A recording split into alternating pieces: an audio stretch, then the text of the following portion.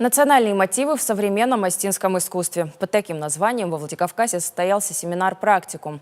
Мероприятие разделили на две части. Сначала перед гостями выступили учащиеся Республиканского лицея искусств. Они исполнили композиции остинских композиторов в современной аранжировке. Вторая часть стала не менее интересной. Всем желающим показали и рассказали, как внести национальный колорит в моду. Художники и дизайнеры творческой мастерской «Айдан» представили национальные платья в современной обработке. А народная мастерица Залина Даурова поделилась навыками своего мастерства. Показала, как создают не только оригинальные национальные костюмы, но и аксессуары, сумки и украшения. Организаторы признали, что их задача – популяризировать эти традиции и делиться с женщинами секретами народного творчества.